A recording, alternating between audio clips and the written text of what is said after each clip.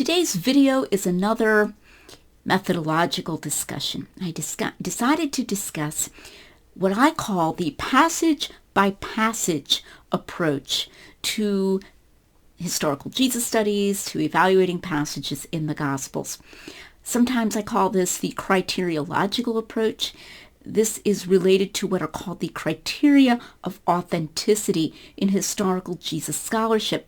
Those of you who are already familiar with New Testament studies or historical Jesus scholarship will be somewhat familiar with some of these. Some of them are the criterion of embarrassment, the criterion of double dissimilarity, the criterion of Palestinian environment, and so forth. These kinds of things are sometimes called the criteria.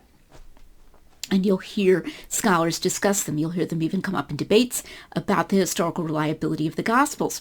I've often spoken out against the passage-by-passage approach or the criteriological approach to Gospel scholarship. Alert viewers and readers may think that there's an inconsistency here and say, but I noticed that when you were doing the nativity accounts, Lydia, you talked about how something would be embarrassing. For example, when the gospel accounts of the nativity show the angel as saying that Jesus would reign on the throne of David, I pointed out that, that's especially unlikely to be made up because it would be embarrassing for the Christians to admit that Jesus wasn't ruling on an earthly throne of David. There you go. Aren't you using the criteriological approach, because you seem to be using the passage-by-passage approach? And that's just one example. And how can you tell the difference between what I call, the bad passage-by-passage approach and what I would consider to be the good approach of bringing specific evidence for specific passages, very often specific evidence about a document's reliability is going to be specific evidence about a specific passage or about how it dovetails with another passage, and it's going to support that passage. So how is this different from the passage-by-passage approach? Is there a difference? So I decided to address that here. This is especially relevant to the Gospel of John because we do find that the criteriological approach is often used as a kind of a stick with which to beat the Gospel of John, because so many of the stories that he has or the sayings are only singly attested, that is to say, they're only found in John. And so then the idea is that there's some problem because they can't be well authenticated by the criteriological approach, and that's supposed to cast additional question on John. But it is applied to other Gospels as well. So how can you tell if you're using the passage-by-passage approach, and why is that wrong? I'm going to discuss this by using 3 questions. So the first question is this. When you approach the Gospels and you ask yourself whether they are true, whether a given event actually happened, do you confine yourself to a preset list that's given within gospel studies or historical Jesus studies as a set of tools or a set of ways of seeing whether there's evidence for a certain story or a certain passage? Do you look and say, is it on the list? If you do that, then just to begin with, you're using the passage-by-passage approach, and you shouldn't do that. You shouldn't confine yourself to that list. There are things that actually are indications of authenticity. There are at least evidence that we really need to consider that cannot be shoehorned into the specific things that are on this preset list that the historical Jesus scholars have set out. I should say right here, this is not a kind of poisoning of the well, but it's worth knowing, and you will see scholars bringing this up, that originally the idea was, the historical Jesus scholars thought that the Gospels weren't particularly reliable. And then they developed the criteria to mine out nuggets of historical fact out of documents that they considered on the face of it to be unreliable. And I do think that you can see, and you'll see as this video goes on, how that Origen has sort of dogged the epistemology of the theory of knowledge as it's applied to the use of the criteria. So that's all the more reason. Don't confine yourself just to these little rules of thumb, because at best, these are things that will cause you to say, this is especially unlikely to be made up. That's a good way to put it. It's especially unlikely to be made up. But something can be true, and we can even be justified in believing it, even if it's not especially unlikely to be made up. So don't try to confine yourself to that list. That's question 1. Question 2. What do you do when you're confronted with a passage or a saying by Jesus or an event or a miracle or something like that, a discourse perhaps, a dialogue, where you don't have anything in particular, whether it's on the list or off the list, that causes you to say, now this is a special mark of truth and authenticity in this account. And you read it, and it's not like there's anything wrong with it. I'm not saying that you have a reason against it, but you just don't have, you can't come up with anything in particular that supports it. What do? Someone who is following the passage-by-passage approach will do one of two things. Either he'll throw it out, he'll just say, that probably didn't happen. Or he'll say, well, it's impossible to know. He'll become agnostic about it. Or he'll say, well, it's very hard for historians to know. We really just can't authenticate this. Both of those are important, and they're different, because you will see, and I talk about this in my forthcoming book, The Eye of the Beholder, that I hope will be coming out in March. I have a section, a chapter on the criteria of authenticity. And I talk about this because you will have a scholar who will say, well, we shouldn't use the criteria negatively, but only will think that means to throw it out if it doesn't fulfill one of these criteria. But if you say it is impossible to know, that is itself a kind of negative use. Why so? Because the way I would put it is you're setting a ceiling on how rational we can be in believing that this really happened. You're saying historians, they're being objective, and if we're being objective and we're being historical, this is how far we can go, and no farther. We cannot be confident that this happened. So you're kind of pulling it down to a level of agnosticism. An example of this came up in a series of videos last summer. Dr. Michael Licona did a series of videos on my work in The Mirror or the Mask. He got talking about undesigned coincidences and Jesus' dialogue with Pilate in the Gospel of John. There is one undesigned coincidence that I have heard Dr. Licona speak positively of, and he did again here.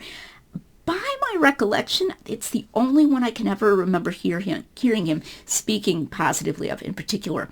This concerns Jesus saying, "My kingdom is not of this world." I'm not going to take the time to explain that undesigned coincidence. It concerns a connection between John and Luke's gospel. But that comes in the dialogue with Pilate, and Dr. Licona thinks that has some force to it for Jesus saying, "My kingdom is not of this world." And he was discussing this on the video, but then he moved just a couple of sentences later to the point where Jesus says, still speaking to Pilate, same scene, same passage, same gospel, "I came to bear witness of the truth. Everyone who is of the truth hears my voice." And Dr. Licona said, maybe John added that as an embellishment to remind his readers of the place where Jesus said, "My sheep hear my voice." He hastened to add, I'm not saying that that did happen, that John did do that, but it was meant to be an illustration of the kind of thing that his literary devices cause one to suggest, that maybe this is the kind of thing that John did, was to make that up. And then he said, historians can't know. Now that is not even just a passage-by-passage approach, it's a sentence-by-sentence approach. That we're literally going here and we're saying, we get to a new sentence and we say, it's impossible to know. When you do that, you're using the passage-by-passage approach, and that's not a good historical approach. That brings me to my third question. The third question is, do you consciously collect the evidence that you have and build up a holistic picture of the reliability of an author and a document, and then use that picture that you have of that reliability for other passages? Or don't you? Now you can see in that example there that Dr. Licona was not using some overall picture. Well, John appears to be reliable, so if this isn't even a miracle, there isn't any reason to think Jesus didn't say, everyone who is of the truth hears my voice, so why would we question it? The mere fact that you can make up a story in which he's somehow making it up to echo the earlier place, which is also in John, by the way, so why don't we think that one was made up? Where Jesus says, my sheep hear my voice. Just the ability to make up a story like that, that's not a reason to question it. If you build up a holistic picture of the author and the gospel, and it's a positive holistic picture, then you come to a saying and you say, yeah, why not? There's nothing against it. Why should I have reason to think that he said that? Notice, too, that it's not enough to give lip service to such a holistic approach. In several places, Dr. Craig Keener has said very good things about the very thing I'm talking about here. He said it in Christobiography, he said it in a blog post, he said it in an interview, that when we have a document or an author that we have reason to believe is reliable and something's asserted in there, that is itself evidence that it occurred. Great. I celebrate my agreement with Dr. Keener about that. But oddly enough, he will then call things into question when there's no reason to call them into question, so he's not applying his own rule. As an illustration, in a relatively recent interview on a channel called Kinda Christian, Dr. Keener was talking about the possible changes that the authors might have felt free to make if they are writing so-called Greco-Roman biography. And he talked about the healing of the man with the withered hand in the Gospel of Luke. Dr. Keener has often spoken highly of Luke as a historian. When it came to this, however, only Luke has the detail that it was the man's right hand that was withered. And Dr. Keener said, well, maybe he added that. And then he said he might have had a source, but maybe he just added that. Maybe, in other words, without a source. In other words, though he didn't use this terminology, maybe he made that part up, that it was his right hand. Now, he's not questioning the miracle, and he's not questioning that the man had one hand withered. And a priori, if he had one hand withered, the probability is 50% that it was his right hand. So why in the world would you do that? That's what I call an utterly unforced error. When you find a scholar committing utterly unforced errors, and just suggesting out of the blue, maybe this was invented, maybe this was added, maybe this was an embellishment, like Dr. Licona does with everyone who is of the truth hears my voice, and so forth. That is a use of the passage-by-passage approach. I have often said the passage-by-passage approach is profoundly uninductive. It is anti-inductive.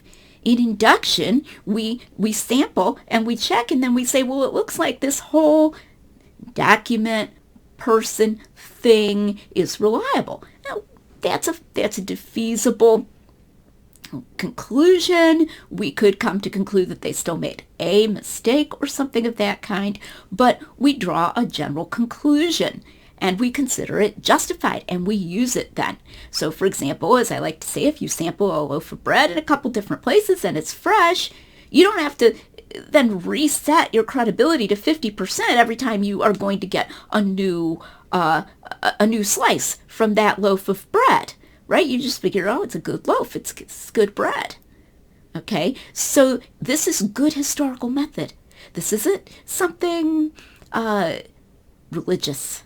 Okay, good historical method draws conclusions about entire documents. You learn to trust authors, and then when you come upon something where you don't have any special reason, you use that. You say, well, but there's nothing against it either, so I have reason to trust this author. I have reason to trust this document. I'm going to trust that. And I talk about examples where scholars just are not doing that. Dr. William Lane Craig has said that in discussing Jesus' self-image, his self-concept, we need to rely only on those sayings of Jesus that can be well authenticated. And this is going to take hard work to figure out which sayings of Jesus can be well authenticated. That is the passage-by-passage approach. Because if you actually thought that a gospel was well authenticated rather than each saying, then that would be a kind of authentication of the sayings. You wouldn't need to authenticate the sayings one at a time. Let me just add here as a slight digression that certain ways that might seem like ways of defending the contents of the Gospels actually tend to draw us away from this holistic approach where we ask whether we can trust the author or we ask whether we can trust the document. For example, you will occasionally see a scholar attempting to defend a passage, this especially happens in John, by saying, well, John seems to have access to a tradition here. Why is that good? They'll say that like it's good. Was it a good, is it a true tradition or a false tradition? That shows you that the alternative is supposed to be that he's just making it up completely. He doesn't even have access to a tradition. Well, hey, wow, cool. John has access to a tradition. Hooray! Okay, but that's very distancing, isn't it? If we say, well, John seems to have access to a tradition about what Jesus said here in John 12, okay, but is it true or not? If John was John, then he could have actually been there. We don't need to speak in a distancing way about his having access to a tradition. We could just say he remembered what Jesus said. So traditional authorship comes in here when we talk about building up holistic cases and making very robust use of traditional authorship. We don't feel like we have to make use of so-called defenses that are actually setting a limit on what we can say. Something similar can be true of the use of a phrase like oral performance or oral tradition. Matthew appears to base his stories upon stylized oral performance traditions that were available to him. Wait a minute. If it was Matthew, why does he need to base his access to the facts upon stylized oral performances that came from someone or other? Then we have to talk about controls on the accuracy of stylized oral performance, and we don't have any of these. We don't have videotapes of these. What we have is Matthew. And even though Luke would not have been personally present, we can still learn to trust Luke, and we can talk, I think, in a healthier, clearer, more holistic way about Matthew's care in choosing witnesses. So he could just have sat down and had a chat with Joanna about her visit to the tomb on Easter Sunday morning. That doesn't have to be a codified, stylized oral performance that was done many times. This could be Luke's conversation with a person, okay, even when Luke was not present. And there could have been times when Matthew or John was not present either. But we should be careful about things that we might think of as defenses that actually end up being somewhat limiting in what we can say and actually tend to put something in between the document and the truth. We should be talking about truth, facts, witnesses, who knew what, how they knew it, who talked to whom, who would have been there, would this author have been there? Those are the terms in which we should be thinking and evaluating.